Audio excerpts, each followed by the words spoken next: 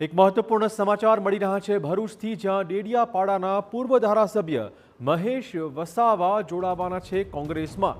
કોંગ્રેસના જન આક્રોશ યાત્રાના સમાપન સમારોહમાં તે કોંગ્રેસમાં જોડાઈ જશે। પહેલા બીટીપી, બાદમાં ભાજપ અને હવે કોંગ્રેસનો પંજો પકડશે મહેશ વસાવા। બીટીપીનું ઘટતું કદ અને ભાજપમાં યોગ્ય સ્થાન ન મળતા કોંગ્રેસમાં તે જોડાશે। આવનાર વિધાનસભા ચૂંટણીમાં ઝઘડિયા બેઠક પરથી કરી શકે છે ઉમેદવારી। છોટુ વસાવાના પુત્ર મહેશ વસાવા કોંગ્રેસમાં જોડાતા રાજકીય ક્ષેત્રે ખળભળાટ ઊભો થઈ રહ્યો છે।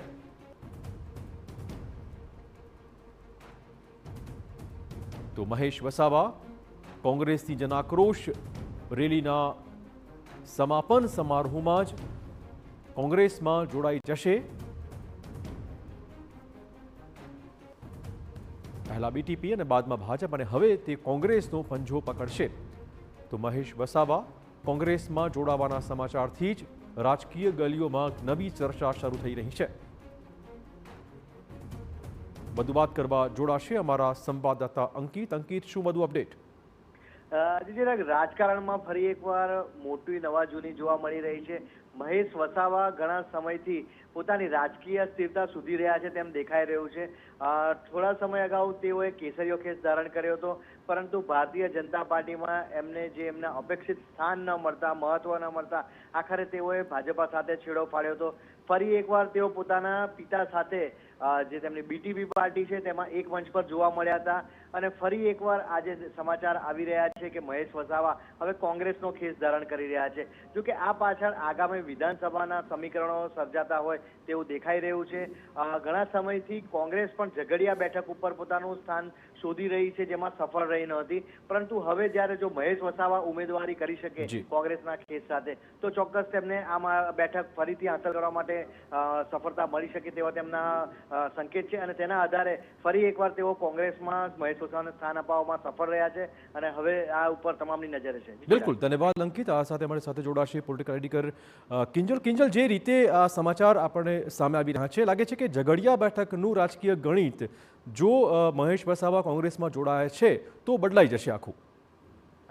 બિલકુલ ચિરાગ, દેખો ઝઘડિયા બેઠક પૂરતું નહીં, પરંતુ અત્યારે સીધી રીતે બી આપ જુઓ તો બીજેપી અને કોંગ્રેસના જો આદિવાસી વોટ બેંકની આપણે વાત કરીએ તો બંને પાસે 50-50% વોટ બેંક છે।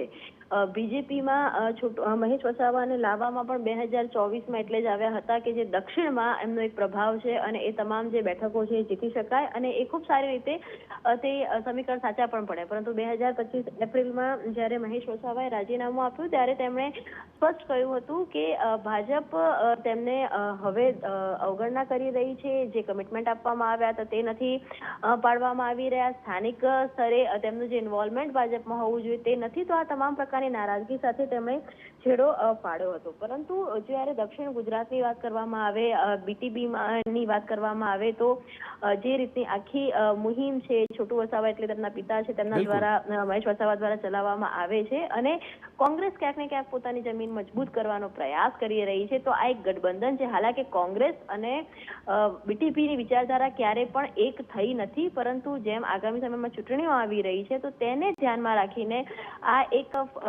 પ્રયાસ છે કોંગ્રેસ કરી રહી છે એ વિસ્તારને મજબૂત કરવાનો। કેમ કે જે રીતે ચૈતર વસાવાની પોતાનો એક આખા વિસ્તારમાં સ્ટેક છે અને જો આખા જ દક્ષિણ ગુજરાતની વાત કરવામાં આવે તો ભાજપ પાસે આગેવાનો ખૂબ જ છે, પરંતુ લડત આપી શકે તે પ્રકારના જે આગેવાનો છે તો તેની અંદર પણ ભાજપ હંમેશા મંથન કરતી હોય છે। કોંગ્રેસમાં પણ 1 કે 2 આગેવાનો છે અને મહેશ વસાવા અને છોટુ વસાવાની એક સ્પેસિફિક સમાજમાં પોતાનું પ્રભુત્વ છે અને આ એક દાવ ચૂંટણી પહેલા ચોક્કસ કોંગ્રેસે એક ખેલ્યો છે। આ દાવ કેટલો સફળ થાય છે એ જોવાનું છે। ધન્યવાદ કિંજલ તમામ જાણકારી બદલ। તો આપને કહી દઈએ કે મહેશ વસાવા કોંગ્રેસમાં જોડાશે, આ પ્રકારના સમાચાર મળી રહ્યા છે અને આથી ઝઘડિયા સહિત જે આખો પટ્ટો છે આદિવાસી પટ્ટો, તેનું રાજકીય ગણિત બદલાઈ શકે તેમ છે।